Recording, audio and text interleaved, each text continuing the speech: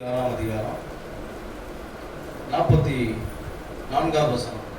அவர் மறுபடியும் அவர்களை விட்டு போய் மூன்றாம் தரமும் அந்த வார்த்தைகளையே சொல்லி ஜெபம் பண்ணினார். கண்களை மூடி ஜெபிப்போம். பரிசுத்தமுள்ள எங்கள் பரலோக பிதாவே, இந்த காலை நேரத்தில் எங்கள் தேவனாகிய கர்த்தர் எங்கள் நடுவில் இறங்கும்படி நாங்கள் ஜெபிக்கிறோம். ஆண்டவரே, நீர் எங்கள் மத்தியில் பேசுவீராக. உங்களுடைய வார்த்தை இந்த நாளில் எங்கள் மத்தியில் இறங்கி வரட்டும். மனுஷன் அப்பத்தினால் மாத்திரமல்ல, தேவனுடைய வாயிலிருந்து புறப்படுகிற ஒவ்வொரு வார்த்தையினாலும் பிழைப்பான் என்று சொல்லியிருக்கிறீர். ஆண்டவரே, இன்றைக்கு எங்கள் தேவன் பேசுகிறாங்க. என்னுடைய கீழ்ப்படியான மீறுதல் குற்றங்களை உறவு செய்ய ரத்தத்தினாலே ஆண்டவரை கழிவினை சுத்திகரித்து பரிசுத்தமாக்கி இன்றைக்கு இந்த ஜனங்களுக்கு பிரயோஜனமான பாத்திரமாய் மாற்றும். ஆண்டவரை ஆசீர்வதிங்கப்பா, இயேசு கிறிஸ்துவின் நாமத்தில் பிதாவே, ஆமென். அல்லேலூயா. கர்த்தருக்கு மகிமை உண்டாகட்டும். இந்த நாளில் இந்த வேத பகுதி நாம் வாசிச்சோம். ஆண்டவராகிய இயேசு கிறிஸ்து 3 முறை ஜெபித்ததை இங்கே நாம் பார்க்கிறோம். அல்லேலூயா. கவனிங்க, 3 முறையும் ஆண்டவர் ஒரே வார்த்தைகளை சொல்லி இங்கே ஜெபிக்கிறார். ஆகவே நான் உங்களுக்கு சொல்லுகிறது, 3ஆம் தரம் ஜெபம் பண்ணினார். இயேசு 3ஆம் தரம் ஜெபம் பண்ணினார். பாருங்க, 3 தரம் மறுதலித்த பேதுரு, 3 தரம் அழைப்பு பெற்ற பேதுரு, 3 தரம் ஜெபம் பண்ண பவுல் என்கிற தலைப்பின் கீழே நான் உங்களோட கர்த்தருடைய வார்த்தையை பகிர்ந்து கொள்கிறேன். ஆகவே இன்றைக்கு நாம் ஜெபம் பண்ண வேண்டும் என்பதை குறித்து நாம் அதிகமாக கவனிக்க வேண்டும். ஆண்டவராகிய இயேசு தன்னுடைய வாழ்க்கையில எந்த நிலையெல்லாம் ஜெபம் பண்ணாரு, அவர் ஜெபம் பண்ணுவதை அதிக முக்கியத்துவப்படுத்துகிறார். இந்த உலகத்துல இயேசு தேவகுமாரனா இந்த உலகத்துல வந்து அவர் மனுஷனாகவும் இந்த உலகத்துல வாழ்ந்து எல்லா ஜனங்களுடைய பாவங்களுக்காக ஆண்டவராகிய இயேசு சிலுவையிலே மரிக்க வேண்டியது அவசியமா இருந்தது. அல்லேலூயா. ஆகவே பிரியமானவர்களே, ஆண்டவராகிய இயேசு வாழ்ந்த நாட்களிலே அவர் சந்தித்த ஒவ்வொரு காரியங்களுக்கும் ஒரு விளக்கத்தை தேவன் கொடுக்கிறார். அப்படிதான் இந்த பகுதி நாம் பார்க்கிறோம். இந்த சம்பவம் உங்களுக்கு தெரியும். ஆண்டவராகிய இயேசு கெத்செமனே தோட்டத்துல ஜெபிக்கிற ஒரு சம்பவத்தை நாம் பார்க்கிறோம். ஆகவே இயேசு 3 தரம் ஜெபம் பண்ணினார். 3ஆம் தரமும் அவர் அதே வார்த்தைகளை சொல்லி ஜெபித்தார். அது என்னன்னு நாம் பார்க்கிறோம். பாருங்க, 36 வசனத்திலிருந்து, அப்பொழுது இயேசு அவர்களோடு கெத்செமனே என்னப்பட்ட இடத்திற்கு வந்து சீஷர்களை நோக்கி, நான் அங்கே போய் ஜெபம் பண்ணும் அளவும் நீங்கள் இங்கே உட்கார்ந்திருங்கள் என்று சொல்லி. நல்லா கவனிங்க, ஆண்டவராகிய இயேசு தேவனாக இருந்தார். அவர் தேவனுடைய ரூபமா இருக்கிறாரு. தேவனுக்கு சமமாக எண்ணப்பட்டவர். பிதாவாகிய தேவன் தன்னுடைய குமாரனாகிய இயேசுவை ஆண்டவர் ரட்சகரமாக ஆக்கினார். ஆனால் மனுஷனாக இயேசு வந்ததனால இந்த உலகத்துல மனுஷருக்கு வருகிற எல்லா போராட்டங்கள், எதிர்ப்புகள், பாவ வாழ்க்கைகளை எல்லாம் அவர் ஜெயம் எடுக்கும்படி அவர் ஜெபிக்க வேண்டியது, ஆவியிலே விரல் கொள்ள வேண்டியது அவசியமா இருந்தது. அல்லேலூயா. ஆகவேதான் ஆண்டவராகிய இயேசு எல்லா நிலையிலும் ஜெபித்தார், எல்லா நிலையிலும் ஜெபிக்கிறார். இப்ப இந்த சம்பவத்தை நாம் வாசிக்கும் போது என்ன சொல்லப்படுதுன்னா, கவனிங்க, அப்போ கெத்செமனே என்னப்பட்ட இடத்திற்கு வந்து சீஷர்களை நோக்கி சொல்றார், நான் அங்கே போய் ஜெபம் பண்ணும் அளவும் நீங்கள் இங்கே உட்கார்ந்திருங்கள் என்று சொல்லி சீஷர்கள் சொல்லிட்டார். இங்க பாருங்க, பேதுருவையும் செபதேயுவின் குமாரர் இருவரையும் கூட்டிக் கொண்டு போய் துக்கம் அடையும் வியாகுலப்படவும் தொடங்கினார். நல்லா கவனிங்க, இங்க ஆண்டவராகிய இயேசு கிறிஸ்து பிடிக்கப்பட போகிறார், அப்புறம் அவர் அடிக்கப்பட போகிறார், அவமானப்பட போகிறார். அதுக்கு முன்னாடி நடக்கிற இந்த சம்பவத்துல ஆண்டவராகிய இயேசு ஜெபிக்கிறார். ஜெபிக்கும் போது சீஷர்களை தான் கூட வச்சிருக்கிறார். நல்லா கவனிங்க, நீங்க ஆண்டவருடைய வசனத்தை கவனிச்சீங்கன்னா, ஆண்டவராகிய இயேசு எப்பெல்லாம் ஜெபம் பண்ணுகிறாரோ எல்லா நிலையும் ஆண்டவர் தம்முடைய சீஷர்களுக்கு காண்பிச்சிருக்கிறார். மத்தேயு சுவிசேஷம் 17ஆம் அதிகாரத்தை நீங்க பார்த்தீங்கன்னா, பேதுரு, யோவான், யாக்கோபு இந்த 3 பேரையும் ஆண்டவர் மறுரூபம் அழகி கொண்டு போனார். கொண்டு போயிட்டு அந்த இடத்துல போய் இயேசு மறுரூபமானார் அப்படின்னு போட்டிருக்கோம். இவங்களுக்கு காண்பிக்கிறார். இயேசு கிறிஸ்துவோட உயிர்த்தெழுந்த சாயலை அங்க காண்பிச்சுட்டு அந்த சம்பவத்துக்கு பின்னாடி சொல்வாரு, உயிர்த்தெழுதல் நிறைவேறுகிற வரைக்கும் இதை ஒருத்தருக்கும் சொல்லாம இருங்க.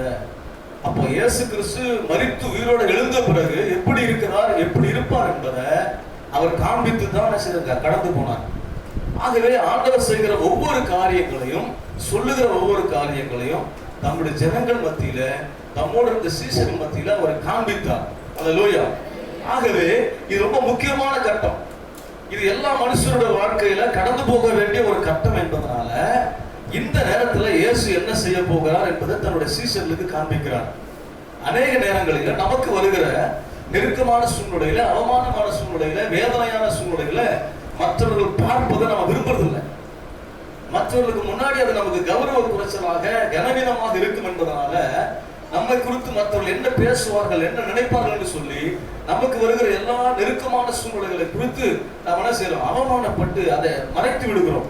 ஆனா ஆண்டவராகிய இயேசு நம்மை தாம் நடத்தி வந்த சீசர்களுக்கு முன்னாடி அவர் வியாகுலப்பட்டு என்ன செய்யறாங்க, துக்கம் அடையவும் வியாகுலப்படவும் தொடங்கினார். அப்பொழுது அவர், என் ஆத்துமா மரணத்துக்கு ஏதுவான துக்கம் கொண்டிருக்கிறது, நீங்கள் இங்கே தங்கி என்னோடு விழித்திருங்கள் என்று சொல்லி அவனுங்க, நீங்க இங்க தங்கி என்ன பண்ணுங்க, என் கூட விழித்திருங்க. அப்படின்னா ஆவியில கவனமா அனலா விழிப்பா இருந்து ஜெபம் பண்ணுங்க. அல்லேலூயா. ரெண்டு அர்த்தம் இருக்குது. அவங்க தூங்கவும் செய்யறாங்க, இன்னொன்னு விழிப்பா இருந்து அவங்க என்ன செய்யல, ஜெபம் செய்யற. என் கூட இருந்து ஜெபம் பண்ணுங்க அப்படின்னு சொல்றாரு. சொல்லிட்டு பாருங்க, சற்று அப்புறம் போய் முகங்குப்புற விழுந்து, என் பிதாவே, இந்த பாத்திரம் என்னை விட்டு நீங்க கூடுமானால் நீங்கும்படி செய்யும், ஆகிலும் என் சித்தத்தின்படி அல்ல உம்முடைய சித்தத்தின்படி ஆக கடவுது என்று ஜெபம் பண்ணினார். அல்லேலூயா. அப்ப ஆண்டவராகிய என்ன ஜெபிக்கிறாரு, தேவன் அந்த கெத்செமனே தோட்டத்துல போய், ஆண்டவரே, பிதாவே, இந்த பாத்திரம் நீங்க கூடுமானால் அது நீங்கட்டும், ஆனா என்னுடைய விருப்பத்தின்படி அல்ல உம்முடைய விருப்பத்தின்படியே அது நடக்கட்டும் என்று சொல்லி ஜெபம் பண்ணினார். தேவ சித்தத்துக்கு தன்னை ஒப்பு கொடுத்து, பிதாவின் சித்தத்துக்கு தன்னை ஒப்பு கொடுத்து ஜெபிக்கிறார். இப்போ இதெல்லாம் பார்க்கிறாங்க சீசர்கள். என்னடா இது, ஒரு கடினமான சூழ்நிலையில கூட ஆண்டவர் என்ன செய்யறாரு, ஜெபிக்கிறாரு, அது நிறைவேறணும்னு சொல்லி என்ன செய்யறாரு, ஒப்பு கொடுக்கிறாரு. அதுக்கு தானே மனுஷகுமாரன் வந்தாரு. உலகத்தாருடைய சர்வ லோகத்தாருடைய பாவங்களை சுமந்து அவர் அடிக்கப்பட்டு மரித்து உயிரோடு எழுந்திருக்கணும். ஒரு சாதாரணமான மரணம் நடக்கணும்னா பரவாயில்ல, எல்லாருடைய பாவங்களுக்காக அடிக்கப்படணும், சர்வாங்க தகன பலியாக அவர் ஒப்பு கொடுக்கப்பட வேண்டுமே. இது எல்லாம் சொல்லிட்டு அவங்க முன்னாடி அவர் ஜெபிக்கிறத அவங்க பாக்குறாங்க. அப்ப என்ன புரியுதுன்னா, எல்லா நிலையிலும் தேவனுடைய பிள்ளைகளா இருக்கிற நாம கண்டிப்பா ஜெபித்தாக வேண்டும். அல்லேலூயா. அந்த நிலையை விட்டு ஓடினு நினைக்க கூடாது, அந்த நிலையிலிருந்து தப்பித்துக் கொள்ள வேண்டும் என்று நினைக்க கூடாது. அந்த நிலையை கடந்து போவதற்கு தேவன் நமக்கு பலன் கொடுப்பார். பாருங்க, என்னிடத்துல தேவ தூதர்கள் வந்து அவரை பலப்படுத்தினார்கள். இப்ப இவர் சொல்றாரு, என் கூட என்ன செய்யுங்க, விழித்திருங்கள் என்று சொன்னார். அப்புறம் இயேசு போய் ஜெபிக்கிறார். இதெல்லாம் இவங்க பாக்குறாங்க. இவங்க எதுக்கு இதை பார்க்கிற நோக்கம் என்னன்னா, பின்னாட்கள்ல ஊழியத்துல இவங்களுக்கு இப்படிப்பட்ட நெருக்கம் வருகிற போது, கடினமான பாதையில போகும்போது இவங்களும் ஜெபம் பண்ணிதான் இந்த சூழ்நிலைகளை மேற்கொண்டு ஜெயம் எடுக்கணும் என்று சொல்லி ஆண்டவர் அவங்களுக்கு காண்பிக்கிறார். அல்லேலூயா. அல்லேலூயா.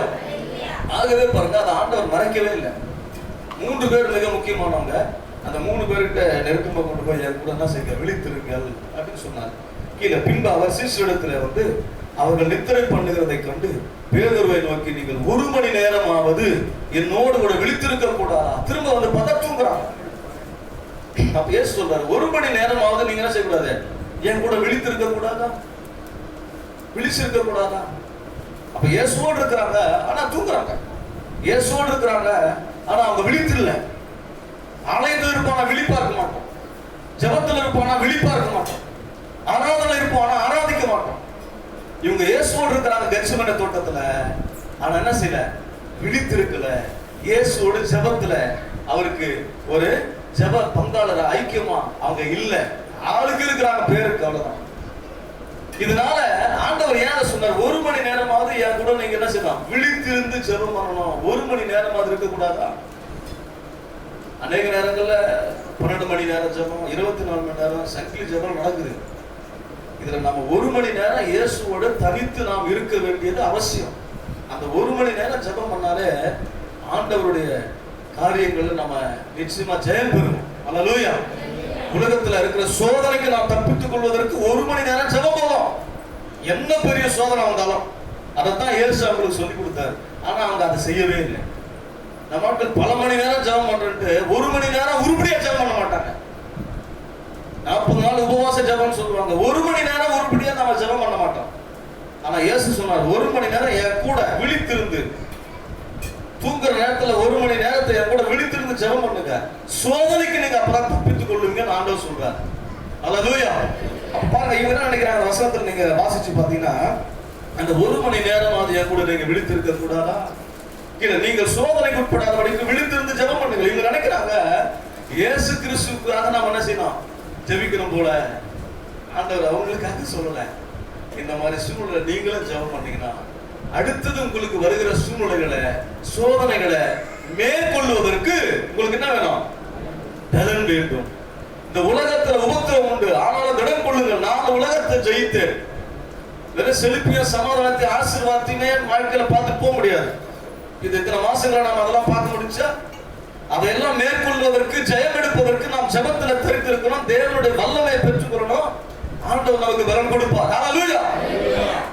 அதனால கடைசி காலம் என்பதனால காலங்கள் கொடிதாக கொண்டு இருக்கலாம், அதை கொண்டு நாம் பயப்படவே கூடாது. எல்லா சூழ்நிலையிலும் எல்லாவற்றையும் ஜெயித்து ஆண்டவராக இயேசு ஜெயமான வழிய, ஜெயமான பாதையை நமக்கு வச்சிருக்கிறார். ஜெபிக்காம ஜெயம் பெற முடியாது. அதனால தான் ஆண்டவர் ஜெபிக்கிறார். ஹல்லேலூயா. அந்த ஜெபிக்கிறத நமக்கு சொல்லி கொடுக்கிறார். பாரு, நீங்களும் ஜெபம் பண்ணணும். உங்களுக்கு வர சோதனையில நீங்கள் தப்பித்துக் கொள்வதற்கு என்னோடு கூட 1 மணி நேரம் நீங்கள் விழித்திருந்து ஜெபிக்கணும்னு ஆண்டவர் சொன்னார். இவங்க அப்ப என்ன செய்யறாங்க? அவர் மறுபடியும் 2ஆம் தரம் போய், என் பிதாவே, இந்த பாத்திரத்தை நான் பானம் பண்ணினால் ஒழிய இது என்னை விட்டு நீங்க கூடாதாகில் உம்முடைய சித்தத்தின்படி ஆகிறது என்று ஜெபம் பண்ணினார். அவர் திரும்ப வந்த போது அவர்கள் மறுபடியும் நித்திரை பண்ணுகிறதை கண்டார். அவர்கள் கண்கள் மிகுந்த நித்திரை மயக்கம் அடைந்திருந்தார். அவங்களுக்கு அதை பத்தின அவசியமே இல்லை, உணர்வே இல்லை. ஆண்டவர் சொன்னதை செய்யாம ஆண்டவர் சொல்லாததெல்லாம் எப்போது நம்ம செய்வோம். இங்க சொல்றாரு, ஆண்டவர் ஜெபம் பண்ணுங்கன்னு சொல்றாரு. ஆனா இதுக்கு முன்னாடி பாருங்க, பேதுரு சொல்வாரு, நீங்க மரித்தாலும் நான் கூட உங்களை விட்டு என்ன செய்ய மாட்டேன், போக மாட்டேன். மரணமே நடந்தாலும் நான் உங்க கூட இருப்பேன். ஆனா ஆண்டவர் சொல்றது என்னன்னா, எப்ப இப்படிப்பட்ட சோதனை தப்பித்துக் கொள்வதற்கு நீ ஜெபம் பண்ணுன்னு சொன்னார். அப்பதான் ஆண்டவர் சொல்றாரு, ஜெபம் பண்ணுங்க. இதுக்கப்புறம் அவங்க தூக்கிட்டாங்க. கீழே வசனத்தை பாருங்க, அவர் மறுபடியும் அவர்களை விட்டு போய் 3ஆம் தரம் இந்த வார்த்தைகளையே சொல்லி, அந்த வார்த்தைகளையே சொல்லி ஜெபம் பண்ணினார். பின்பு அவர் தம்முடைய சீசரிடத்தில் வந்து, இனி நித்திரை பண்ணி இளைப்பாருங்கள், இதோ மனுஷகுமாரன் பாவிகளுடைய கைகளில் ஒப்பு கொடுக்கப்படுகிற வேலை வந்தது என்று. கவனிங்க, அப்ப என்ன செய்யறாருன்னா, ஒரு குறிப்பிட்ட நேரத்துல உங்களுக்கு ஜெபிக்கும்படியான தேவனுடைய ஆவியானவர் ஏவிக்கொண்டே இருப்பார். அப்பதான் நமக்கு நிறைய சோம்பலாம், தூக்கம் வர மாதிரி போராட்டமா இருக்கும். ஆண்டவர் உனக்கு வர போகிற காரியங்களை எச்சரிக்கும்படி ஜெபத்தை குறித்து பேசுறாரு. நம்ம அசால்ட்டா இருப்போம், ஜெபிக்காம இருப்போம். அதுக்கப்புறம் பாத்தீங்கன்னா விட்டுருவாரு. அந்த சூழ்நிலைக்கு அப்புறம் சீசர்கள் சிதறடிக்கப்பட்டார். அவர் ஒருத்தர் கூட ஆண்டவராக இயேசுவோட நிக்கல. காரணம் என்னன்னா, இயேசு ஜெபம் பண்ணாரு, இவங்க யாருமே இயேசுவோட ஜெபிக்கல, இவங்க யாருமே இயேசுவோட இருக்கல. இருந்தாங்க, விழிப்போடு இருக்கல, ஜெபத்துல இருக்கல, இயேசுவோட நிக்க மாட்டாங்க. எல்லாம் பார்த்துக்காரு, எல்லாம் பார்த்துக்காரு. ஆண்டவராக இயேசு சொன்னாரு, நீங்கள் சோதனைக்கு உட்படாதபடிக்கு விழித்திருந்து ஜெபம் பண்ணுங்க. நம்ம எத்தனை பேர் விழித்திருந்து ஜெபம் பண்றோம்? ஏன் சோதனைகளுக்குள்ள நாம் கடந்து போறோம்னா, நம்முடைய வாழ்க்கையில விழித்திருந்து ஜெபிக்கிறது இல்லை. கவனமா ஜெபிக்கணும். உங்கள் எதிராளியாகிய பிசாசானவன் எவனை விழுங்கலாமோ என்று வகை தேடி எச்சிக்கிற சிங்கம் போல சுற்றி திரிகிறான். ஆகவே நீங்க தெளிந்த புத்தியுள்ளா இருந்து அவனுக்கு எதிர்த்து நில்லுங்கள், அப்போது அவன் உங்களை விட்டு ஓடி போவான். அப்ப நம்ம விழிப்பா இருக்கணும், ஷார்ப்பா இருக்கணும். எதிராளி நம்ம கண்ணுக்கு தெரியாதவன், ஆவியில தான் அவனை கண்டுபிடிக்க முடியும். அவன் நம்ம விழுங்கலாம் என்று சொல்லி சுற்றி திரிகிறான். ஆகவேதான் இயேசு சொல்றார், நீங்க விழித்திருந்து ஜெபம் பண்ணுங்க, தெளிந்த புத்தியோடு ஜெபம் பண்ணுங்க. சோதனைக்காரனுக்கு எதிர்த்து நிற்கும்படி, அவனை துரத்தும்படி ஜெபத்துல நீங்க தரித்திருங்க என்று சொல்லி 3 தடவை ஆண்டவர் ஒரே சம்பவத்துக்காக ஜெபித்தார். இப்ப அடுத்த பகுதியை நீங்க வாசிங்க. 3 தடவை எப்படி பேதுரு மறுதலிக்கிறான்னு பார்க்கலாம். 2வது 69ஆம் வசனம் வாசிங்க. 69ஆம் வசனம். அத்தருணத்தில் பேதுரு வெளியே வந்து அரண்மனை முற்றத்தில் உட்கார்ந்திருந்தான். அப்பொழுது வேலைக்காரி ஒருத்தி அவனிடத்தில் வந்து, நீயும் கலிலேயனாகி இயேசுவோடு கூட இருந்தாய் என்றார். கவனிங்க, இந்த பகுதியில் நம்ம வாசிக்கிறோம், 3 தடவை பேதுரு மறுதலிக்கிறது ஆண்டவர் முன்னாடியே சொல்லிடுறார். இங்க நீங்க 33ல இருந்து வாசிங்கன்னா, பேதுரு அவருக்கு பெருத்தருமாக, உமது நிமித்தம் எல்லாரும் இடரல் அடைந்தாலும் நான் ஒரு காலம் இடரல் அடையேன் என்றான். அப்ப ஆண்டவராக இயேசு இந்த சம்பவத்தை சொல்றதுக்கு முன்னாடி சொல்றான், உமது நிமித்தம் எல்லாரும் விட்டு விலகி போனாலும், பின்வாங்கி போனாலும், ஆண்டவரே நான் மட்டும் தான் செய்ய மாட்டேன், உம்மை விட்டு விலகவே மாட்டேன். அடுத்து பாருங்க, இயேசு அவனை நோக்கி, இந்த ராத்திரியில சேவல் கூப்பிடுறதுக்கு முன்னே நீ என்னை 3 தரம் மறுதலிப்பாய் என்று மெய்யாகவே உனக்கு சொல்லுகிறேன். 3 தரம் நீ மறுதலிப்பாய் என்று இயேசு சொன்னார். அப்ப என்ன சம்பவத்தை ஆண்டவர் சொல்றாருன்னா, எனக்கு கவனிங்க, நான் சொன்ன இயேசு பேசினார்னா அதை செய்து காண்பிக்கிறார். இங்க பேதுரு பேசுறாரு, ஆனால் அவரை செயல காண்பிக்க முடியல. ஆண்டவர் பேச்சு இல்ல, பலத்தை பார்க்கிறவர், இருதயத்தை பார்க்கிறவர், வாயின் வார்த்தைகள் இல்ல. ஆண்டவர் தெளிவா சொல்றாரு, நீ இன்னைக்கு சேவல் கூவுகிறவருக்கு முன்பாகவே 3 தடவை என்ன மறுதலிப்பாய். ஆனா இவன் சொல்றான், இல்ல நான் மறித்தாலும் உடனே செய்வேன் இருப்பேன் அப்படின்னு சொல்றான். ஆண்டவர் வந்து என்ன சொன்னாரு, ஜெபம் பண்ணதான் சொன்னாரே தவிர இந்த மாதிரி எக்ஸ்ட்ராலாம் இவரை பேச சொல்லல. நம்முடைய வாழ்க்கையில் அப்படிதான், உணர்ச்சி வசப்பட்டு எதையாக சாதிப்போம், இதை செய்வோம், அதை செய்வோம் சொல்லிடுவோம். ஆண்டவர் நம்ம கிட்ட அதெல்லாம் எதிர்பார்க்கல. அவர் நம்ம பத்தி அவருக்கு எல்லாமே தெரியும். அதனால ஆண்டவர் என்ன சொல்றாருன்னா, நான் சொல்றதை மட்டும் சரி. அவர் என்ன சொன்னாரு, பெரிய காரியங்களை சாதிக்க சொன்னாரு. 1 மணி நேரம் என் கூட விழித்திருந்து ஜெபம் பண்ண, சோதனை நீ ஜெயிச்சிருவ. ஹல்லேலூயா. சோதனை இந்த உலகத்துல உண்டு, அதை ஜெயிச்சிருவ. சோதனைக்காரன் இருக்கிறான், அவனை நீ ஜெயிச்சிருவ. 1 மணி நேரம் என் கூட விழித்து ஜெபம் பண்ணா போதும். ஹல்லேலூயா. இவன் அதை விட்டுட்டு நான் என்ன செய்றேன், யுத்தம் பண்ணுவேன், அவன் கூட எல்லாத்தையும் நிற்பேன் அப்படின்னு சொல்றான். இதோட கீழே வசனத்தை நீங்க வாசிக்கும் போது அப்போதான் 69 வாசிக்கிறேன். அத்தருணத்தில் பேதுரு வெளியே வந்து அரண்மனை முற்றத்தில் உட்கார்ந்திருந்தான். அப்பொழுது வேலைக்காரி ஒருத்தி அவரிடத்தில் வந்து, நீயும் கலிலேயனாகிய இயேசுவோடு இருந்தார். அவனை பார்த்து சொல்றாங்க, நீயும் இயேசுவோடு இருந்தா இல்லவா?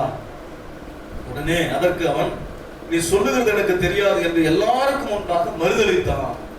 எல்லாருக்கும் முன்னாடி என்ன பண்ணிட்டாங்க சொல்லுங்க, இயேசுவை மறுதலிச்சிட்டான். பாருங்க, ஆண்டவராகிய இயேசுக்காக வைராக்கியமாய் வந்தவன் ஜெபிக்காத ஒரே காரணத்தினால, ஆவிக்குரிய பலனை பெற்றுக்கொள்ளாத காரணத்தினால ஏன் சொல்லுறாங்க, மாம்சம் பலவீனமானது, ஆவி உற்சாகமானது. அதனால நீ ஆவியில உற்சாகம் இருந்தாதான் தேவ காரியத்துல நிக்க முடியும். இப்போ இந்த வசனம் சொல்லும் போது ஆண்டவர் இங்க சொல்ல பாருங்க, அப்படியே எல்லாருக்கும் முன்னாடி இயேசுவை மறுதலிச்சிட்டான். எல்லாருக்கும் முன்னாடி சாட்சி சொன்னவன், எல்லாருக்கும் முன்னாடி எல்லாவற்றையும் விட்டு வந்தவன், இயேசுதான் ஆண்டவர் என்று சொல்லி தன்னுடைய எல்லாவற்றையும் உதவி தள்ளி வந்தவன், அதே ஆண்டவராகிய இயேசுவை எல்லாருக்கும் முன்னாடி மறுதலித்தான். அதுக்கு முன்னாடி தான் பேசினான், நான் உங்க கூடவே இருப்பேன் ஆண்டவரே அப்படின்னு.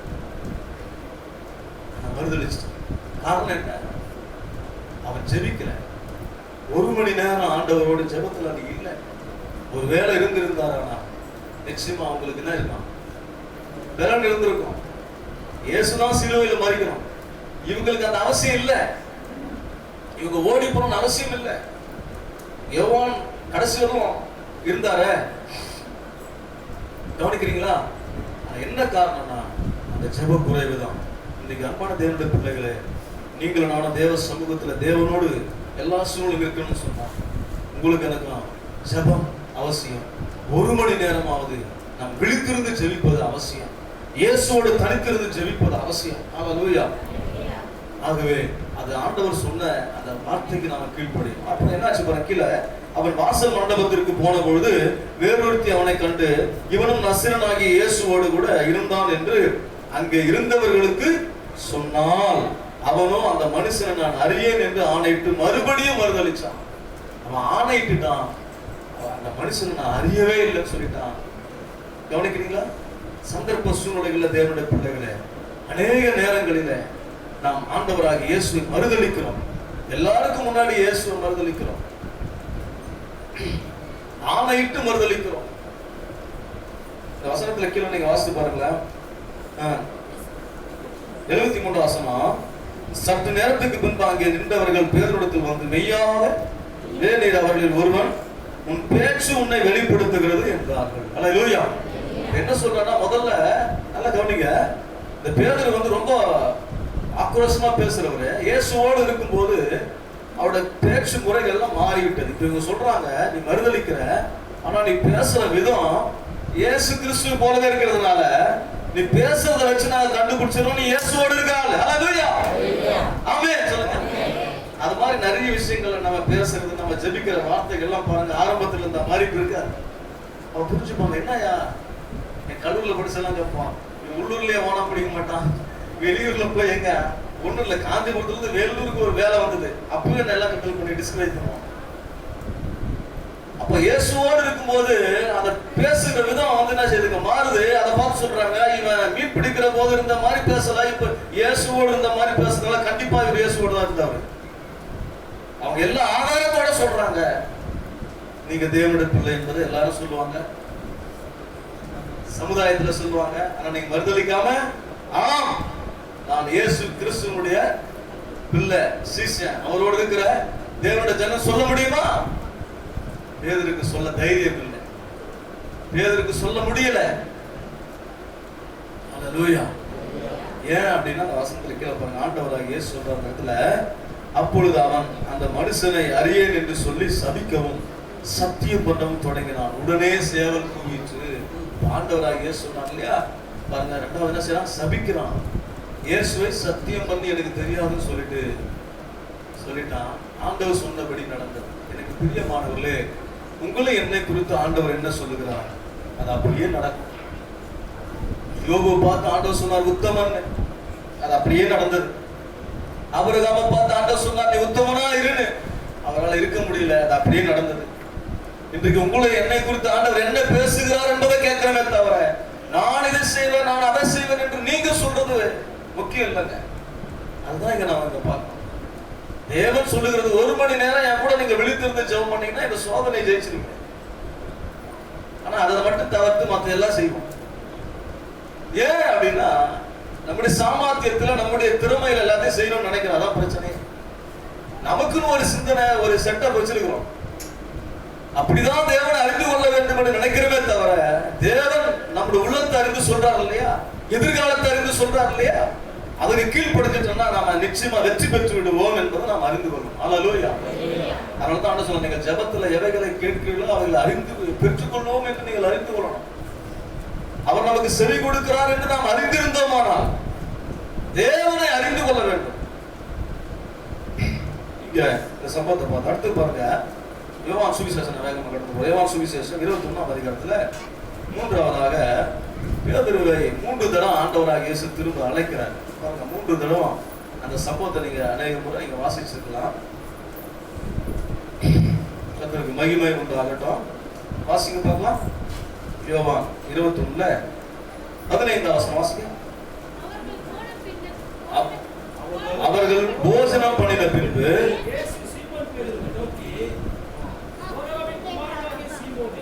யோனாவின் குமாரனாகிய சீமோனே, இவர்களிலும் அதிகமாய் என்னிடத்தில் அன்பா இருக்கிறாயா என்றார். அதற்கு அவர்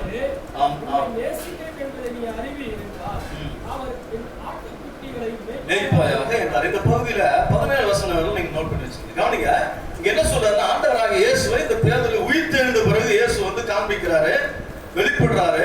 அப்போ உயிர்த்தெழுந்த பின்பு இயேசு கிறிஸ்து வந்து பேதுரு கிட்ட பேசுறாரு. 3 தடவை திரும்ப அவரை ஆண்டவர் அழைக்கிறார்.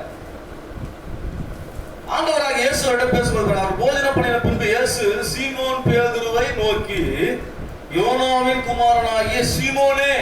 அப்படிங்கிற சம்பவத்தை முதல்ல பாருங்க. சீமோனுடைய பேர் ஆரம்பத்துல என்ன? சீமோன். அப்ப ஆண்டவர் சொல்றாரு, நீ பேதுரு, இனி சீமோன் இல்ல, நிலையற்றவனா நீ இருக்கிற, நிலையுள்ள பாறையை போல கேபா என்று சொல்லப்படுகிற பேதுருவா நீ இருக்கணும்னு சொல்லி ஆண்டவர் சொன்னாரு. ஆனா இங்க என்ன சொல்ற பாருங்க, திரும்ப என்ன செய்யறாங்க, யோனாவின் குமாரனாகிய சீமோனே, நீ பழைய மனுஷனாவே மாறிட்ட, பழைய நிலைக்கு போயிட்ட, திரும்ப மீன் பிடிக்க போயிட்ட, திரும்ப பழைய வாழ்க்கைக்கு நீ போய்விட்டா என்பதை அந்த ஒரே ஒரு வார்த்தையில அவனுக்கு ஆண்டவர் உணர்த்துறார். புரிஞ்சுங்களா? பேதுருவே சொல்லிக்கலாம்ல, பேதுரு என்று சொல்லக்கூடிய அர்த்தத்துல அப்ப பேதுருடைய வாழ்க்கை முறை இல்லை. ஹல்லேலூயா. அப்புறம் ஆண்டவர் சொல்றாரு, யோனாவின் குமாரனாகிய சீமோனே, இவர்களிலும் நீ என்னிடத்தில் அன்பா இருக்கிறாயா என்றார். இவங்க எல்லாரை விட நீ என்ன நேசிக்கிறாயா? ஏன்னா உன்னை கொண்டுதான் நான் திருச்சபைய ஆரம்பிக்கிறேன்னு சொன்னேன், பரலோகத்தினுடைய திறவுகோள்களை நான் உனக்கு கொடுத்தேன். ஹல்லேலூயா. தேவ ராஜ்யத்தினுடைய அதிகாரத்தை உனக்கு கொடுத்தேன், என்ன நேசிக்கிறாயா கேட்கிறார்கள். எல்லாரையும் அதிகமாக நேசிக்கிறியா? அந்த வசனத்தில் கேட்டவனே கீழே பார்க்கிற அதற்கு அவன் சொன்ன, ஆம் ஆண்டவரே, உம்மை நேசிக்கிறேன் என்பதை நீங்க அறிவீர் என்றான். இப்ப என்ன சொல்லிட்டான்? நான் நேசிக்கிறேன் இல்ல நீங்க அறிவீங்க. அங்க என்ன சொன்னா? ஏன் சொன்னாரு, நீ என் கூட வரமாட்டேன், என் கூட கடைசியில் இருக்க மாட்டேன்னு சொன்னாரு. ஆனா என்ன சொன்னா தெரியுமா? மரணம் வந்தாலும் என்ன செய்வேன், உங்களோட தான் இருக்குன்னு சொன்னேன். துணிகரமா பேசுனேன், தைரியமா பேசுனேன். பேதுரு இப்ப சொல்லிட்டாரு, ஆண்டவரே உமக்கு என்ன செய்யுங்க தெரியும், நான் நேசிக்கிறேனா இல்லையான்னு இப்ப என்னால சொல்ல முடியல. ஏன்? மறுதளிச்சுட்டார். ஆண்டவர் சொன்னபடிதான் நடக்கல. ஆரம்பத்துல பேசினார், ஆரம்பத்துல வைராக்கியமா இருந்தார். சந்தர்ப்ப சூழ்நிலைகள் வருகிற போது, போராட்டங்கள் பிரச்சனைகளை கடந்து போகும்போது ஜெபிக்காததுனால, இயேசு சொன்னபடி இருக்காததுனால, அவர் பின்வாங்கி போனதுனால இப்போ அவரால் சொல்ல முடியல. அவர் சொல்ல, உங்களுக்கே தெரியும் ஆண்டவரே நான் நேசிக்கிறேன்னா இல்லையா? அல்லேலூயா. கவனிக்கிறீங்களா? அப்போ தேவனுடைய காரியங்களை நாம் அறிந்து கொள்றதுக்கு ரொம்ப முக்கியமான விஷயம். இப்போதான் தேவன் அறிஞ்சிருக்கிறாரு.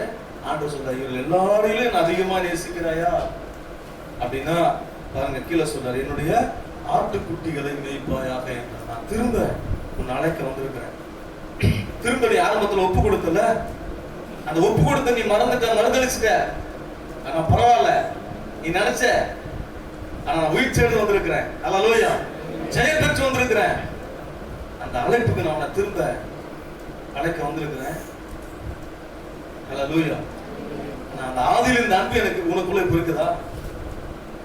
ஆதியில இவங்க எல்லாரோட அதிகமா நேசிச்சிய குடும்பத்தை, சமுதாயத்தை எல்லாவற்றையும் உதறி தள்ளிவிட்டு இவங்க எல்லாருக்கும் சாட்சியா ஒரு லீடர், ஒரு தலைவனை வந்தைய. இதுக்கு என்ன ஆயிடுச்சு? உன்னதான் நான் அழைக்க வந்திருக்கிறேன். நீதான் தலைவன், நீதான் லீடர். அல்லேலூயா. பின்வாங்கினாலும் மறுதளிச்சாலும் அழைச்ச தேவன் மாறல, அழைச்ச நான் மாறல.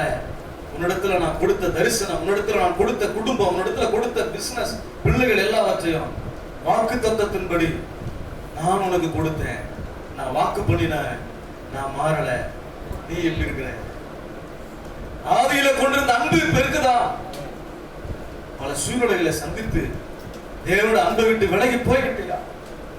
இயேசு உன்னை அழைக்கிறார், உங்ககிட்ட தான் பேசுறார். பயப்படாதே. அல்லேலூயா. என்ன நேசிக்கிறாயா? அதிகமா என்ன நேசிச்சா என் ஆட்டுக்குட்டிகளை மேய்ப்பாயா? அதிகமா நேசிக்கிற இடத்துல ஆண்டவர் அதிகமா கொடுப்பார். அதே போல அதிகமா கொடுத்த இடத்துல அதிகமா கணக்கு கேட்பார். இங்க பேதுருவோட தான் அதிகமான அந்த உரையாடல் நடக்கிறது நாம் பார்க்கிறோம். மற்றவங்களை பத்தி அப்புறமா தான் நம்ம பார்க்கிறோம், அதிகமா அந்த அளவுக்கு இல்லை. ஆனா பேதுருக்கு என்னன்னா, உடனே அந்த பகுதியில கீழ்பகுதி சொல்லுவாரு, என்னை பத்தி இவ்வளவு சொல்லிட்டீங்களா ஆண்டவரே, என் கூட வந்திருக்க இவனை பத்தி நான் சொல்லுங்க அப்படின்னு. இவருக்கு எப்போதான் நம்மளே ஆண்டவர் எல்லாத்தையும் டார்கெட் பண்றாருன்னா, நீ தான் முக்கியமான ஆளு, நீ தானே எல்லாமே முதன்மையா வந்த, நீ தானே ஒப்பு கொடுத்து வந்த, எல்லாம் செய்வேன்னு சொன்ன. அப்புறம் யோவானை பத்தி கேட்கிற, இவனை பத்தி சொல்லுங்க ஆண்டவர். என்ன சொன்ன? அவனை பத்தி நீ கேட்காத, நீதான் முக்கியம், நீதான். நீ என்ன நேசிக்கிறையா? என் நாட்டுக்குட்டிகளை மேய்ப்பாயா. அடுத்து என்ன சொல்ல பாருங்க, 2ஆம் தரம் அவர் அவனை நோக்கி, யோனாவின் குமாரனாகிய சீமோனே, நீ இடத்தில் அன்பா இருக்கிறாயா என்றார். அதற்கு அவன் சொல்றான், ஆமா ஆண்டவரே, உம்மை நேசிக்கிறேன் என்பதை நீர் அறிவீர் என்றார். அவர் சொன்னார், என் ஆடுகளை மேய்ப்பாயாக. திரும்ப ஆண்டவர்களுக்கு, என்ன நேசிக்கிறாயா, என்ன நேசிக்கிறாயா? இது கேட்க கேட்க பேதுருடைய உள்ளம் உடையுது. ஏன்னா அவனால சொல்ல முடியல. நேசிக்கிறப்பான்னு சொன்னா ஏற்கனவே சொல்லிட்டு தானே இந்த மாதிரி 3 தடவை மறுதளிச்சான்ல. முதல் தடவை கேட்கிறாரு, பாதி உடைச்சிட்டான். 2ஆவது தடவை கேட்கிறார், என்ன நம்புங்கப்பான்னு சொல்ல முடியல. அதுவரே எல்லாம் நீர் அறிவுன்னு சொல்றாரு. 3ஆம் தடவை பாருங்க, 3ஆம் தடம் அவர் அவனை நோக்கி, யோனாவின் குமாரனாகிய சீமோனே, என்னை நேசிக்கிறாயா என்றார். கவனிங்க, என்னை நேசிக்கிறாயா என்று அவர் 3ஆம் தடம் தன்னை கேட்டபடினால பேதுரு துக்கப்பட்டு, ஆண்டவரே, நீர் எல்லாவற்றையும் அறிந்திருக்கிறேன், நான் உன்னை நேசிக்கிறேன் என்பதையும் நீர் அறிவீர் என்றார். இயேசு, என் ஆடுகளை மேய்ப்பாயாக என்றார். எனக்கு அருமையானவர்களே, ஆண்டவர் உங்களை எதற்காக அழைத்தாரோ அதை குறித்து பேசிக் கொண்டிருக்கிறார். ஆண்டவர் உங்களை எதை பிடித்துக் கொள்ளும்படி தேவன் அழைத்தாரோ, தெரிந்து கொண்டாரோ, அதை பெற்றுக் கொள்ளும்படி, அதை தொடரும்படி தேவன் பேசிக் கொண்டிருக்கிறார். இந்த இடத்துல 3 தடவை ஆண்டவர் பேசணும்னே அவனுக்கு என்ன ஆச்சு? அந்த ஞாபகம் வந்துருச்சு, என்னென்னலாம் பேசினேன். நம்ம எப்போ தேவ சமூகத்துக்கு வரும்போது தேவனுக்கு விரோதமா என்னென்னலாம் செய்யறோமோ, தேவனுக்கு விரோதமா என்னென்னலாம் பேசுறோமோ, அது நம்முடைய சிந்தனையில் வரும்படி ஆவியானவர் பேசுவார். ஹல்லேலூயா. நம்ம சொல்ல முழு சாப்பாட்டுல பூசணிக்காய் மறைச்ச மாதிரி இருப்போம். ஆண்டவர் பேசினார் பாருங்க. 3 தடவை கேட்ட உடனே 3 தடவை ஆண்டவரை மறுதளிச்சு சத்தியம் பண்ணி அறியவே இல்லைன்னு சொன்னது அவருக்கு நினைவு வந்த உடனே அவர் துக்கப்பட்டார். ஹல்லேலூயா, ஹல்லேலூயா. ஆண்டவர் உங்களை துக்கப்படுறதுக்காக பேசல, உங்கள் அன்பை அனல் மூட்டுவதற்காக பேசுகிறார். உங்க அன்பு அதிகரிக்கணும்னு பேசுறார். உங்களை நம்பி தேவன் அநேக காரியங்களை செய்ய அழைத்திருக்கிறார். ஆகவே இந்த சூழ்நிலைகள்ல ஒன்று நம்ம ஒண்ணு செய்யாதுங்க. அவன் நினைச்சாரு இயேசு சிலுவையில் அதெல்லாம் முடிஞ்சிச்சுன்னு நினைச்சது. இயேசு உயிர்த்தெழுந்தோன்னு சொன்னார். இதை தப்பா நான் முதல்ல பேசுறேன். நீ என் கூட இருந்திருந்தீனா அல்லேலூயா, நீயும் இந்த வெற்றியை ஜெயத்தை பார்த்திருப்ப. மறுதலிச்சிய சந்தர்ப்ப சூழ்நிலைகளை இயேசு மறுதலிச்சிடாதீங்க. வருகிற சூழ்நிலைகளை பார்த்து இயேசு மறுதலிச்சிடாதீங்க. கர்த்தர் உங்களுக்கு சொன்னவைகளை செய்வ காரியங்களை விட்டு மறுதலிச்சிடாதீங்க. ஆண்டவர் உங்களை தான் அழைச்சிருக்கிறார், உங்களை தான் தெரிஞ்சிருக்கிறார், உங்களை இயேசு நேசிக்கிறார். அவர் பாருங்க, இந்த பேதுருவை நேசிச்ச அந்த நேசம் ஆண்டவர் திரும்ப போய் சந்தித்து, அப்படி மறுதலிச்சவனை சபிச்சவனை திரும்ப இயேசு போய் பார்த்து மீண்டும் அவனை உயர்த்துறாங்க, அதிகாரத்தை வல்லமை கொடுக்கிறார். பின்னாட்கள்ல இயேசு பேதுரு ஊழியம் செய்கிற நாட்கள்ல பாத்தீங்கன்னா அவருக்கு நிறைய உபத்திரவங்கள் வருது. அதை குறித்து ஆண்டவர் சொல்றார். அப்போ பேதுரு சிறைச்சாலையில வச்சிருக்காங்க. எத்தனையோ காவலறைகள், அவர்களுக்கு காவலாளிகள் சுற்றி இருக்கிறாங்க. ஆனா சபையார் என்ன பண்ணாங்க தெரியுமா? பேதுருக்காக இரவெல்லாம் விழித்திருந்து ஜெபித்துக் கொண்டிருக்கிறார்கள். இதைத்தான் இயேசு அங்க சொன்னார். ஆனா பேதுரு செய்யல, சபையார் செய்தாங்க. பிரியமானவர்களே, அப்போ பேதுருக்காக சபையாரெல்லாம் ஜெபம் பண்ணும் போது சிறைச்சாலை கதவுகள் திறந்து, அல்லேலூயா, தேவன் தம்முடைய தூதர்களை அனுப்பி பேதுருவை வெளியே கொண்டு வராங்க. ஆனா கவனிக்கணும், அந்த பகல்ல போய் பார்க்கும்போது எல்லாம் அப்படியே பூட்டின மாதிரி இருக்குது, காவலாளி எல்லாம் இருக்கிறாங்க. ஆனா பேதுரு வெளியே வந்து பிரசங்கம் பண்றாங்க. இதுக்கு காரணம் என்னன்னா சபையார் விழித்திருந்து ஜெபம் பண்ணாங்க. புரிஞ்சா உங்களுக்கு? அதுக்கப்புறம் பின்னாட்கள்ல பேதுரு இதெல்லாம் பார்த்ததுனால ஒரு ஜெபிக்கிற ஒரு சபையை, பெரிய திருச்சபையை கட்டி எழுப்புற ஆண்டவர் உதவி செய்தார். ஆதி திருச்சபையிலே ஜெபம் தான். அல்லேலூயா. ஆகவே இவருக்கு சோதனை வந்த நாட்கள்ல சபையார் எல்லாரும் ஜெபிச்சாங்க. எனக்கு பிரியமானவர்களே, எத்தனை பேர் சகோதரிகள் தங்கள் குடும்பத்துக்காக ஜெபிக்கிறீங்க, தங்களுடைய கணவருக்காக ஜெபிக்கிறீங்க, தங்களுடைய பிள்ளைகளுக்காக ஜெபிக்கிறீங்க? எத்தனை பிரச்சனையை நீங்க பார்த்து கொண்டிருக்கிறீங்க, எத்தனை சவால்களை தேசத்துல சந்தித்துக் கொண்டிருக்கிறோம். நாம எப்படி ஜெபிக்கிறோம்? ஜெபம்தான் இந்த சோதனையிலிருந்து நம்ம விடுதலையாக்கக்கூடியது. ஜெபம்தான் நம்ம கட்டுகளிலிருந்து விடுதலையாக்கி வெளியே கொண்டு வரக்கூடியது. ஜெபம்தான் எல்லா சோதனையிலும் நமக்கு ஜெயத்தை கொடுக்கக்கூடியது என்பதை நம்ம புரிஞ்சுக்கணும். ஆகவே நீங்கள் எல்லாரும் நானும் நீங்களும் ஜெபிக்கிறவர்களாக மாறணும். விசுவாசிக்கிறீங்களா? ஆமென் சொல்லுங்க. ஹalleluya. ஆகவே இந்த வசனத்தை நம்ம வாசிச்சங்க. அப்போ ஆண்டவர் அவனை பார்த்து கேட்கிறார், நீ என்ன நேசிக்கிறாயா என்று கேட்டாரு. அந்த வார்த்தைக்கு பேதுரு இணங்கி என்ன செய்தாருங்க? சொல்றாரு, ஆமாண்டவரை நேசிக்கிறார். பின்பு அவர் அநேக ஜனங்களை நடத்த ஒரு பாத்திரமா மாறினார். இன்றைக்கு ஆண்டவராக இயேசு கேட்கிறாரு, நீ என்ன நேசிக்கிறாயா? என்னை நேசிச்சு வந்தல, இடையில மறுதலிச்சிட்டிய, அநேக காரியங்களை உனக்கு நான் வாக்குத்தத்தமா கொடுத்தேன், உன்னோடு பேசினேன். ஆனா இந்த குடும்ப சூழ்நிலை நினைத்து, சமுதாய சூழ்நிலை நினைச்சு நீ மறுதலிச்சு போயிட்டியே. அதே ஆண்டவர் இன்னைக்கு தேடி வந்து கேட்கிறார், என்னை நேசிக்கிறாயா? இவர்களிலும் அதிகமா என்னை நேசிக்கிறாயா? அல்லேலூயா. இவ பாருங்க இங்க போறாரு, அவர் பாருங்க அங்க போறாரு, இந்த சகோதரி பாருங்க எப்படி இருக்கிறீங்க, அதெல்லாம் கேட்கல. நீ ஆண்டவரை நேசிக்கிறாயா? நீங்க ஆண்டவரை நேசிக்கிறீங்களா? இன்றைக்கு ஆண்டவர் உங்களை ஆசீர்வதிக்க விரும்புகிறார். அல்லேலூயா. பேதுரு ஒரு பெரிய அப்போஸ்தலனாக, பிரதான அப்போஸ்தலனாக அவருடைய நிழல்பட்டு சுகமாச்சு. யோசிச்சு பாருங்க, நிழல், அவருடைய நிழல்படுமான ஜனங்க காத்திருக்கிறாங்க. இதெல்லாம் காரணம் என்னன்னா ஆண்டவருடைய நேசம். அல்லேலூயா. எல்லாம் சொல்லுங்க, ஆண்டவருடைய நேசம். பிரியமானவர்களே, இன்றைக்கும் ஆண்டவர் கேட்கிற, ஆதியிலே நீங்கள் கொண்டிருந்த அன்பை மீண்டும் நீங்க புதுப்பித்துக் கொள்ள. ஒரு பகுதி நான் வாசித்து முடிக்கிறேன். 2 கொரிந்தியர் 12ஆம் அதிகாரத்துல 3வது 4வது அப்போஸ்தலனாகிய பேதுருடைய வாழ்க்கையை குறித்து இங்க சொல்லப்பட்டிருக்கு. நான் வாசிக்கலாம். பவுல், அப்போஸ்தலனாகிய பவுலை குறித்து நாம் பார்க்கலாம். வாசிக்கலாம். 7ஆம் வசனத்தை வாசிக்கலாம். அன்றியும் எனக்கு வெளிப்படுத்தப்பட்டவர்களுக்குரிய மேன்மை நிமித்தம் நான் என்னை உயர்த்தாதபடிக்கு என் மாம்சத்துல ஒரு முள் கொடுக்கப்பட்டிருக்கிறது. என்னை நான் உயர்த்தாதபடிக்கு அதை என்னை கொட்டும் சாத்தானுடைய தூதனா இருக்கிறது. கவனிங்க, இங்க அப்போஸ்தலனாகிய பவுலை குறித்து நாம் பார்க்கிறோம். இவரை ஆண்டவர் வல்லமையா பயன்படுத்திக் கொண்டிருக்கிறார். கீழே வசனத்துல பாருங்க, 8ஆம் வசனம், அது அவனை விட்டு நீங்கும்படிக்கு, அது என்னை விட்டு நீங்கும்படிக்கு நான் 3 தடவை கர்த்தரிடத்தில் வேண்டிக் கொண்டு. 3 தரம் கர்த்தரிடத்துல வேண்டிக் கொள்ளுகிறார். ஆண்டவராக இயேசு 3ஆம் தரமும் ஜெபம் பண்ணாரு, சொன்னா உங்களுக்கு. அல்லேலூயா. பேதுரு 3 தடவை மறுதலித்தாரு. இயேசு 3 தடவை பேதுரு அழைக்கிறாரு. இங்க அப்போஸ்தலனாகிய பவுல் 3 தடவை ஆண்டவரிடத்துல ஜெபிக்கிறார் ஒரு காரியத்திற்காக. என்னன்னா அவருக்கு ஒரு பலவீனம் இருந்ததாம். கவனிங்க, அங்க சொல்லப்படுது. எதனால அந்த பலவீனம் அவருக்கு வந்ததுன்னா, அவர் தன்னை என்ன பண்ணக்கூடாதான், உயர்த்தாதபடிக்கு. அவருக்கு தேவன் வெளிப்படுத்தின வெளிப்பாடுகள் ஏராளம். திருச்சபையை குறித்து, திருமணத்தை குறித்து, மரணத்தை குறித்து, அன்பை குறித்து, ஆவியை குறித்து, வரங்களை குறித்து, கனிகளை குறித்து தேவன் அவருக்கு ஏராளமான வெளிப்பாடுகளை கொடுத்ததனால அவருக்கு மேன்மை, அவருக்குள்ளவே தன்னை குறித்து பெருமையான எண்ணம் வந்துவிடக் கூடாது என்பதனால அவருக்கு ஒரு பலவீனம் இருந்துச்சு.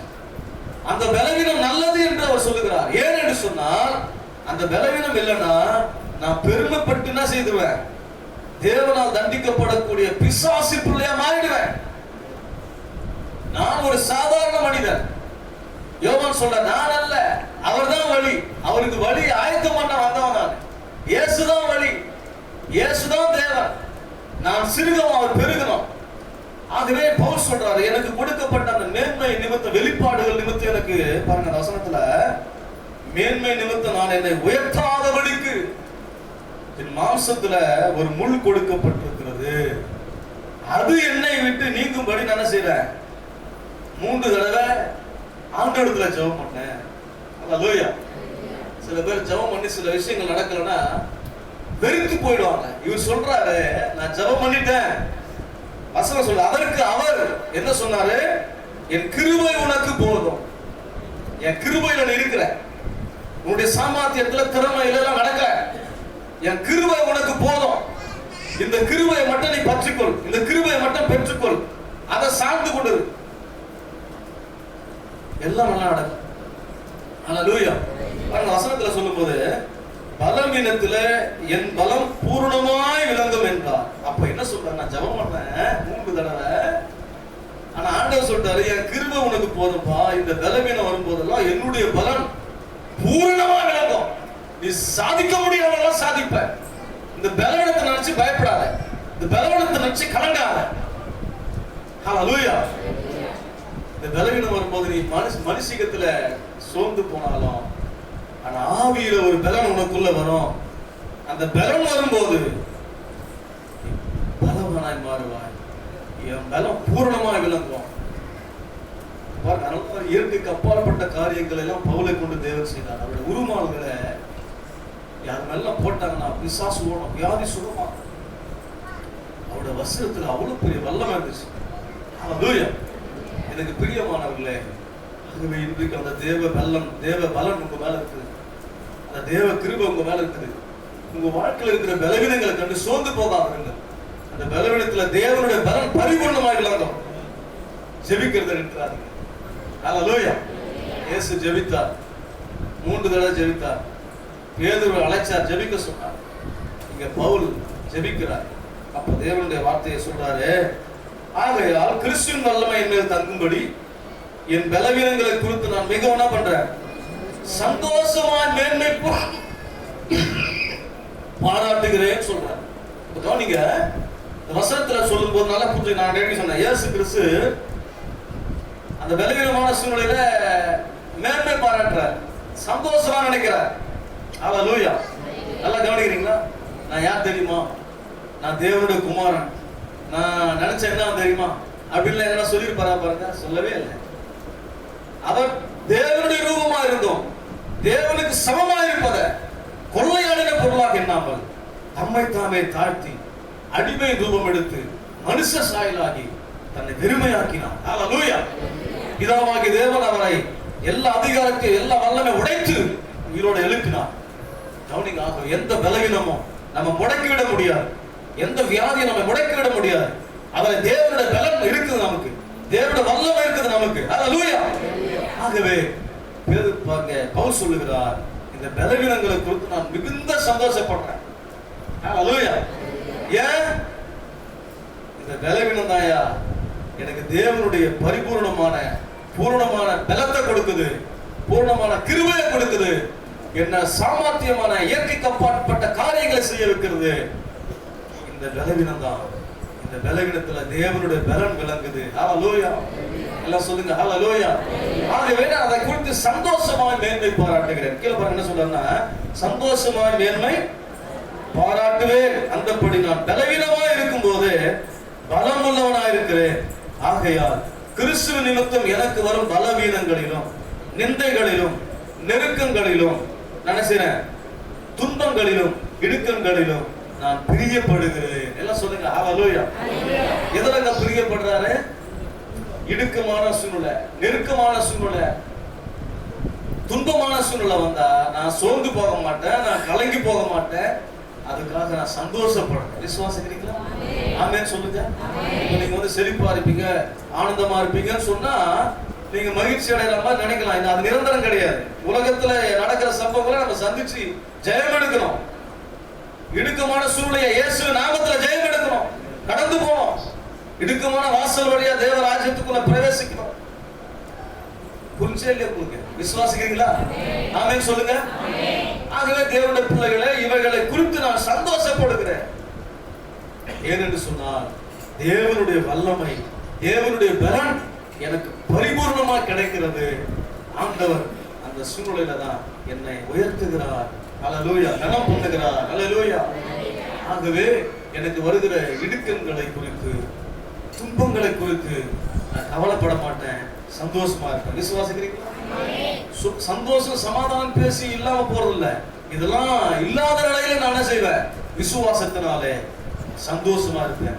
அந்த சூழ்நிலை கண்டு நான் கலந்து கண்ணீர் வடிச்சு பலவீனமா போக மாட்டேன். அதுல தேவனுடைய பலன் எனக்கு பூரணமாய் விளங்கும். அந்த சூழ்நிலை நான் ஜெயிச்சிருவேன். ஹல்லேலூயா. ஹல்லேலூயா. இது எல்லாம் தேவனால எனக்கு நடக்கிறது, என்னால நடக்கல. ஹல்லேலூயா. ஆகவே நான் என்று சொல்வதற்கு இல்ல, தேவனே இது எல்லாம் செய்கிறார். ஆகவே என்னுடைய பலவீனத்துல தேவன் என்னை பலப்படுத்துகிறார். தேவன் என்னை பலப்படுத்துகிறார். ஆகவே உங்க சூழ்நிலை குறித்து நீங்க அவமானப்பட்டு வெட்கப்பட்டு குறுகி போயிட்டாங்க. சீசர்கள் அதை பார்த்தா ஓடி போயிட்டாங்க. இயேசு எங்க அவமானப்பட்டாரோ அங்கே இயேசு உயிர்த்தெழுந்தார். ஹல்லேலூயா. எங்க அடிக்கப்பட்டாரோ அதே ஜனங்களுக்கு முன்னாடி இயேசு உயிர்த்தெழுந்தார். ஹல்லேலூயா.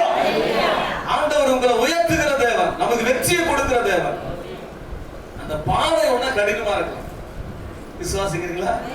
ஆனா கடினமான பாதையில தான் எல்லாரும் எளிமையா இருந்தா எல்லாருமே வெற்றி பெற்றுவாங்கல்ல. ஹல்லேலூயா. அந்த கடினமான பாதையில இயேசு நமக்கு முன்பாக சென்றிருக்கிறார். அவர் பின்னாடி நாம் போனா அந்த பாதையை ஆண்டவர் லகுவாக மாற்றுவார். ஹல்லேலூயா. அவர் சொல்றபடி போனா அதான் ஒண்ணுமே இல்ல, ரொம்ப ஈஸி. ஆண்டவர் சொல்றது 1 மணி நேரம் ஜெபம் பண்ண தான் சொன்னார். என் கூட நில்லு யுத்தத்துல, எல்லாரையும் நான் என்ன செய்வோம், ஒரு கை பார்த்துருவோம் அப்படின்லாம் சொன்னார். பேதுரு அப்படிதான் யோசிக்கிறேன். அதனாலதான் அவங்கள முடியல. நம்ம அப்படிலாம் யோசிக்க கூடாது. ஆண்டவர் நமக்கு எளிமையான வழியில் இந்த கடினமான பாதையை கடந்து போக நமக்கு ஈஸியான வழியை வச்சிருக்கிறார். ஹல்லேலூயா. அவர் பின்னாடி போனா, அவர் உபதேசத்தை கேட்டு நடந்தார்னா அதையெல்லாம் நாம் பெற்றுக்கொள்வோம். விசுவாசிக்கிறீங்களா? ஆகவே ஆண்டவராக இயேசு 3 தரம் தேவ சித்தத்துக்கு ஒப்பு கொடுத்து ஜெபம் பண்ணினார். பேதுரு 3 தரம் மறுதலித்தார். அந்த பேதுருவே ஆண்டவர் 3 தரம் அழைச்சார். எத்தனை தடவை நான் மறுதலிச்சு போனேன்னு தெரியல. ஆனா உங்களை தான் இயேசு அழைச்சிருக்கிறார். ஹல்லேலூயா. உங்களை தான் இயேசு நேசிக்கிறார். இன்றைக்கு நீங்க அந்த இயேசுவை நேசிங்க. இழந்ததெல்லாம் ஆண்டவர் உங்களுக்கு திரும்ப கொடுப்பார். ஹல்லேலூயா. ஹல்லேலூயா. ஆண்டவர் அந்த பேதுருவை அவருடைய ராஜ்யத்துல முதன்மையான இடத்துல வச்சார். அப்படி உங்களை ஆண்டவர் உயர்த்துவார். கண்களை மூடி எல்லாம் ஜெபிப்போமா? ஹல்லேலூயா. ஜீசஸ் தகப்பனே, இந்த நல்ல நேரத்துக்காக நாங்கள் நன்றியோடு பகிர்ந்துக்கிறோம். ஆண்டவரே, ஒரு ஜெபிக்கிற அபிஷேகத்தை எங்க மேல ஊற்றுங்கப்பா.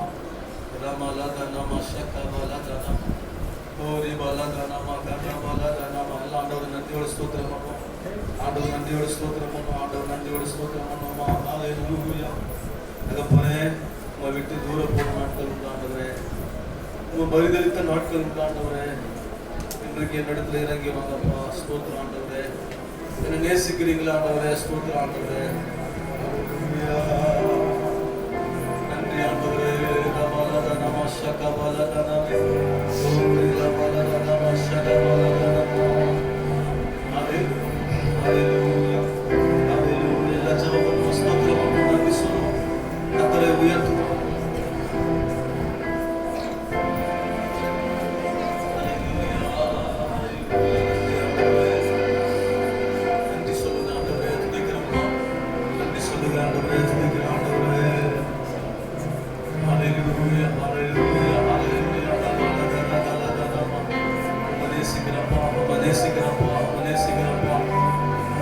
நேசிக்கிறேன் என்பதை நீர் அறிவீர் ஆண்டவரே. எத்தனையோ முறை மறுதளித்தேன் ஆண்டவரே. ஜெபிக்காமல் இருந்திருக்கிற நாட்கள் உண்டு ஆண்டவரே.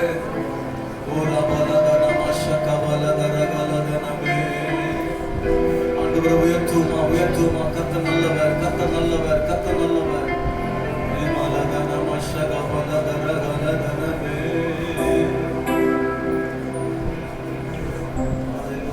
எல்லா கைகளும் உயர்த்தி ஆண்டவரே. ஆதியிலே கொண்டு நம்ப எனக்கு வீட்டை ஒரு சேர்த்தாங்கப்பா. நம்ப விட்டு நான் தூரம் போன நாட்கள் உண்டாண்டவரே. ஒரு மணி நேரமாவது நீங்கள் என்னோட விழித்திருக்க கூடாதா என்று சொல்லி எங்களை ஜெபிக்கும்படி கேட்டீங்களா? இன்றைக்கு நாங்கள் ஜெபிக்கவில்லை தாங்கப்பா. ஆவியின் மீது ஏன் இந்த அன்பு ஒன்று புரியலையே. சித்தத்தை மீது வைத்திட்ட பின்பும் தெரியலையே. ஆவியின் மீது ஏன் இந்த அன்பு ஒன்று புரியலையே. சித்தத்தின் மீது வைத்திட்ட பின்பும் தெரியலையே. இன்னும் தெரியலையே. தேவனே ஜீவனே, தேவனே ஜீவனே, இயேசுவே வழி சத்தியமே. தேவனே ஜீவனே, இயேசுவே வழி சத்தியமே. ஆவியின் மீது எழுந்த அன்பு ஒன்று புரியலையே. சித்தத்தின் மீது வைத்திட்ட பின்பும் வாழ தெரியலையே. இன்னும் வாழ தெரியலையே. தேவனே ஜீவனே, தேவனே ஜீவனே, இயேசுவே வழி சத்தியமே. தேவனே ஜீவனே, இயேசுவே வழி சத்தியமே. ஆவியின் மீது எழுந்த அன்பு ஒன்று புரியலையே. சித்தத்தின் மீது வைத்திட்ட பின்பும் வாழ தெரியலையே. இன்னும் வாழ தெரியலையே.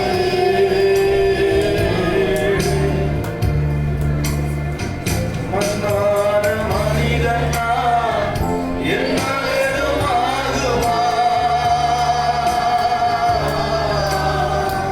மன்னான மனிதன் நான், என்னால் எதுவும் ஆகுமா? உன் பிள்ளையா நான் வாழ முடியுமா? உன் பிள்ளையா நான் வாழ முடியுமா? உன் பிள்ளையா நான் வாழ முடியுமா? ஆவியின் மீது எழுந்த அன்பு ஒன்று புரியலையே. சித்தத்தின் மீது வைத்திட்ட பின்பும் வாழ தெரியலையே. இன்னும் வாழ தெரியலையே. தகப்பனே, எத்தனையோ முறை பரிதலித்த நாட்கள் உண்டு, வேதனைப்படுத்தின நாட்கள் உண்டு. எல்லாருக்கும் முன்பாக பரிதலித்த நாட்கள் உண்டாகும். உடைய நேசத்தை மறந்து விலகி போன நாட்கள் உண்டாகுது. என்னை நம்பி கொடுத்த பொறுப்புகள், என்னை நம்பி கொடுத்த குடும்பம், என்னை உண்மையிலுடைய நீங்கள் அழைச்சி எனக்கு கொடுத்ததான அதிகாரத்தை வல்லமையை நான் இழந்து போன நாட்கள் உண்டாகுது. ஒரு விஷயம் என்பதை நம்புகிறேன்ப்பா. என்னை எவ்வளவாய் நேசித்திருக்கிறீங்க ஆண்டவரே. என்னை அழைச்சிக்கிறப்பா. ஸ்தோத்திரம் ஆண்டவரே. உமக்காக வாழ பலம் தாங்க ஆண்டவரே. மாயை நம்பி பின்வாங்கி போன நாட்கள் உண்டு ஆண்டவரே. உம்மை மறுதலித்த நாட்கள் உண்டு ஆண்டவரே. ஆதியிலிருந்து அன்பை மேல ஊற்றினப்பா. ஆதியிலிருந்து அன்பை மேல ஊற்றினப்பா. உமக்காக எழுப்பி பிரகாசித்த நாட்களை மீண்டும் எனக்கு காண்பிக்கிற ஆண்டவரே. மீண்டும் நான் காண ஆண்டவரே. ஓ ராமலகன மஷகவலகரகலகன. ஆண்டவரே, நம்பி நான் நிரப்புங்க ராஜா. ஹல்லேலூயா.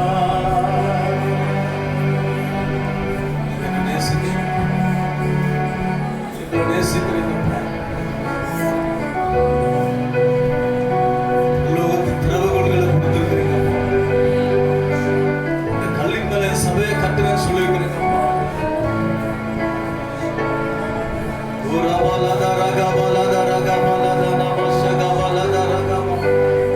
ஆவியானவரே ஸ்தோத்திரம், ஆவியானவரே ஸ்தோத்திரம், ஆவியானவரே ஸ்தோத்திரம். எங்களை கொடுக்கிறோம், இந்த சமூகத்தில் கொடுக்கிறோம். கிறிஸ்துவையே மேன்மை பாராட்டணும், கிறிஸ்துவையே நாங்கள் மேன்மை பாராட்டணும். எந்த நிலையிலும் நாங்கள் சந்தோஷமாய் கிறிஸ்துவுக்காக வாழ ஆண்டவரே பலம் தாங்க. கிருபை உனக்கு போதும், பலவீனத்தில் என் பலம் பூர்ணமாய் விளங்கும் என்று சொல்லியிருப்பார். இன்றைக்கு ஒரு பலம் இறங்கட்டுமா? பரிசுத்த ஆவியானவரே ஆசீர்வதியும். இயேசு கிறிஸ்து நாமத்தில் ஜெபிக்கிறோம் நல்ல பிதாவே. ஆமென். God bless you.